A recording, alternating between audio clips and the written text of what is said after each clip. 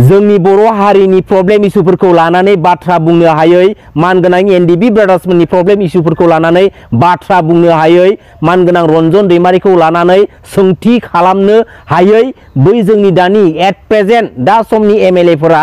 जोंनि बर' हारिनि दाब दाब जायगायाव थांनानै माबोरैहाय पलिटिकेलि केम्पिं खालामहैबावगोन नोंसोरलाय रायजो राजाफ्रा नोंसोरखौ जोंनि माहारिनि हारिनि खामानि मावनो माखासे प्रब्लेम इस्युफोरखौ लानानै बाथ्रा बुंहैथों होननानै नोंसोरखौ लिडार खालामदोंमोन रायजो राजा नोंथांमोन साग्रिद जा आरो बैफोरबायदि लिडारखौ सिनायनानै ला ओभारअल डेभेलपमेन्ट माने बिखेकके बिटिसिर क्षेत्रत बिटिआर जिखन चुक्ति হৈছিল 2003 সনত আৰু বিটিআর চুক্তি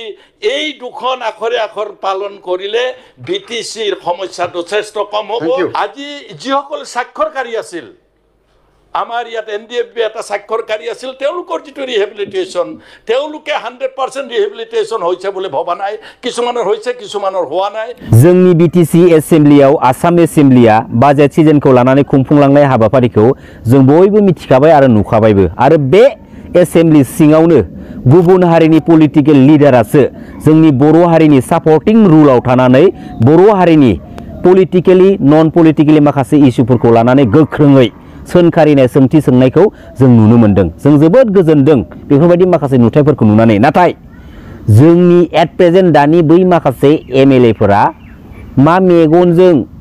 मा खोमाजों खोनासंनानै थाबाय थाखो बेवहाय बिसोरो लाजिगोना लाजिदिया आरो स्पेसियेलि मानगोनां प्रमद बर' बिथांमोननि हेफाजाबजों देरहासार जालांनो हानाय बै माखासे एमएलएफोरा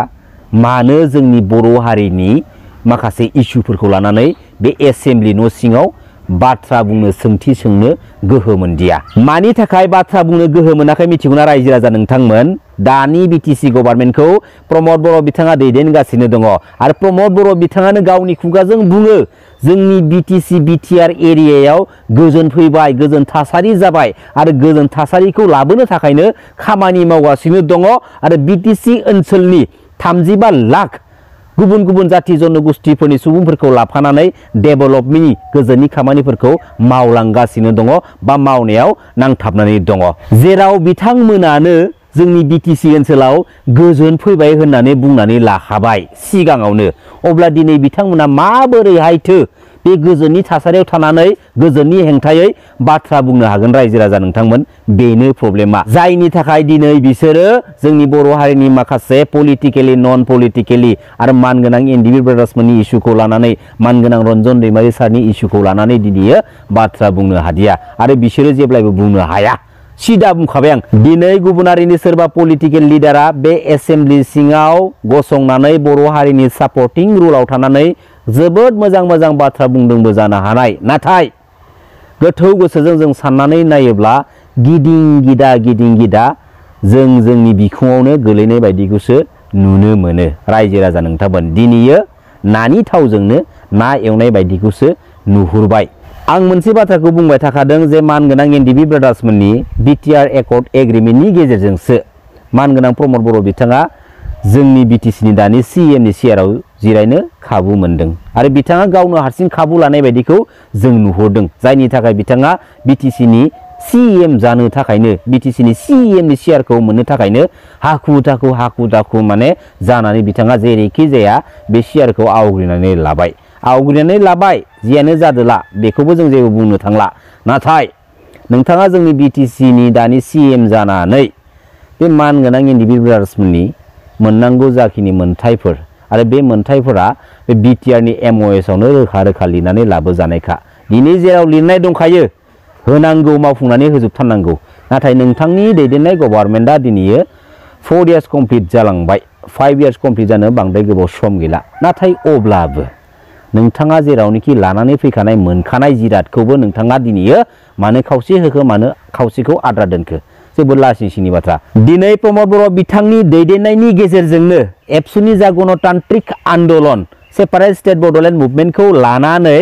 बे थांनाय 2020-27 जानुवारि बिटिआर पिस एकर्ड एग्रिमेन्टनि गेजेरजों उइथड्रल जाबोनायनि गोबां माखासे बाथ्रा 10 बोसोरसिम जों सोमावसारनो हाया आलादा रायजो बड'लेण्ड मुभमेन्टखौ लानानै गोसोआव लाखि रायजो राजा नोंथांमोन आरो बिथांनि लिडारशिपआवनो जोंनि नैबे पलिटिकेल सिस्टेमाव आरोबाव गोबां रोखोमनि माने क्राइसिस गाज्रि सिचुएशनफोरखौ जोङो दिनै नुनो मोनबाय जेराव दिनै मानगोनां एनडिपि ब्रादार्समोनखौनो गोथाङै गोथां थगायनाय गोथां सावगारिखौ बुहुमनि साफ्रोमबो बर' फिसाफ्रा दिनै नुनो मोनबाय दिनै प्रमद बर' बिथाङा आखायाव आइजें लानानै हारिनि थाखाय दावहा नांबोआखैमोन जायनि थाखाय बिथाङा आखायाव आइजें लानानै हारिनि थाखाय दावहा नांनाया बेसेबांदि सात जालानि गेजेरजों सौसिबोनानै हारिनि थाखाय दावहा नांबोनांदों बिनि दुखु सात जालाखौ बिथाङा मिथिस्लाबाबो जानो हागौ नाथाय दानि बिटिसिनि डिपुटि चिफ मानगोनां गबिन्द बसुमतारी सार लोगोसे इएम मानगोनां रनजित बसुमतारी सार नोंथांमोनाथ' प्रेक्टिकेलि मोनबोदों दा नोंथांमोना सासे डिपुटि चिफ सासे इएम जानानै दङ दा नोंथांमोन थासेयावबो नोंथांमोननि बिदा फंबायमोना दिनै मानो खाराव माराव मिडियानि सिगाङाव फैनानै दुखुनि बाथ्राफोरखौ फोरमायनो गोनां बाध्य जानानै फैखो नोंसोर लाजियाखसै लाजिनाय गैया नोंसोरनाव ना नोंसोरो गावबा गावनि गोसोनि लुबैनाय पलिटिकेल प्लेटफर्माव फैनानै गादिखौ मोनबानो जाबाय दे होननाय बायदि नोंथांमोना नोंथांमोननि मोनगौखांनायखाय सिरि जाबाय दं नामा दा फैबाय थानाय समाव आं बेखौसो सोंथि खालामगोन जोंनि बर' माहारिनि गासैबो रायजो राजा नोंथांमोननिसिम जाय लिडारखौ जोङो गिबि खेबनि थाखाय जोंनि माहारिनि खामानिखौ पलिटिकेल प्लेटफर्मनि गेजेरजों मावहैथों होननानै जोङो गावबा गावनि बेसेन गोसा भटखौ थुनानै सापर्ट खालामदोंमोन नाथाय जोङो दिनै सासेबो जोंनि बर' लिडारफोरखौ जोंनि माहारिनि जानानै जोंनि माहारिनि बिखायाव थानाय जाखिनि प्रब्लेम इस्युफोर दं बेफोरनि एगेन्स्टआव गसंथानानै सोंखारिनाय सोंथि सोंनायखौ जों नुनो मोनदिया दाथ' दिनैनि समावथ' जोङो रोखा फोरमान मोनबायना जों जाय लिडारखौ फोथायनानै जोंनि हारिनि थाखाय खामानि मावनो हरदोंमोन बिसोरथ' दिनैनि समाव जोंनि हारिनि जानानै जेबो खामानि मावनाय बाथ्रा बुंनायखौ जों नुनो मोनदिया अब्ला फैबाय थानाय समाव बेफोरबायदि लिडारखौनो जोङो लिडार महरै फज'ना दोनबाय थानोसै नामा फज'बाय थानोसै रायजो राजा नोंथांमोन सेन्सआ खारन पावारा जों रायजो राजानि आखायावसो दङ दिनै जों रायजो राजानि दुखु सात जालायनाय बाथ्राखौ जाय जायगायाव थांनानै बुंनांगौ आरो बै जायगायावसो जों थांनानै बुंनो हायो बे जायगायाव थांखांनायनि उनावहायबो बिसोरो बबा बायदि जुदि जानानै थायोब्ला अब्ला जोंनि माहारिनि बिखायाव थानाय प्रब्लेम इस्युफ्रा माबोरैहाय सुस्रांजागोन रायजो राजा नोंथांमोन बेखायनो बर' माहारिनि जेसेबांखिनि रायजो राजाफोर दङ बर' फिसाफोर दङ सांग्रां जा ইয়াত আহি বহি অসম বিধানসভা কোকৰাঝাৰৰ বিটিআৰ ভৱনত আহি অসম বিধানসভা কৰা it was not a easy issue কোনেও কৰিব পৰা নাই কোনো অসমৰ মুখ্যমন্ত্ৰীয়ে বড়োলেণ্ডত এখন ৰাজনৈতিক সভা কৰি পোৱা নাই কোকৰাঝাৰত কোনেও পোৱা নাই ৰোড শ্ব' কৰি পোৱা নাই অসমৰ কোনো মুখ্যমন্ত্ৰীয়ে ইয়াৰ কলেজৰ বিদায় সভা নৱগাত সভা এখনতো আহি পোৱা নাই শিক্ষামন্ত্ৰীও কোনো আহি পোৱা নাই সাইকোলজিক্যালি এই মানুহখিনি আমাৰ পৰা আঁতৰি আঁতৰি আঁতৰি আঁতৰি গৈ আছিল তেওঁলোকেও জানে ৰাজ্য এখন কোনে বিচাৰে কোনে নিবিচাৰে তাৰ আগত আৰ্থিক অৱস্থা লুকাই থাকে বডুফা উপেন্দ্ৰনাথ ব্ৰহ্মৰ নামটো স্মৰণ হ'ব লাগে এটো মোৰ পিনৰ পৰা আপোনালোকৰ প্ৰতি সদনৰ প্ৰতি মোৰ এটো বিনম্ৰ অনুৰোধ এতিয়া আমি দেখিছো যে বিটিআৰটো যদি সঁচাকে ভালকে কাৰ্যকৰী হ'ব লাগে তেতিয়ালে ফান পজিশনটো বাঢ়িব লাগে এতিয়া দেখা গৈছিল যে 2020-21 চনত যেতিয়া হাগ্ৰামা মহিলাৰ লাষ্ট আছিলে তেতিয়া বিটিআৰৰ বাজেট আছিলে 680 কোটি টকা ষ্টেট গভৰ্ণমেণ্টৰ পৰা এছঅপিটি জিটো 680 কোটি টকা হেতুৰ পৰা প্ৰত্যেক বছৰে 10% কে যদি বাঢ়ি যাবলৈ হয়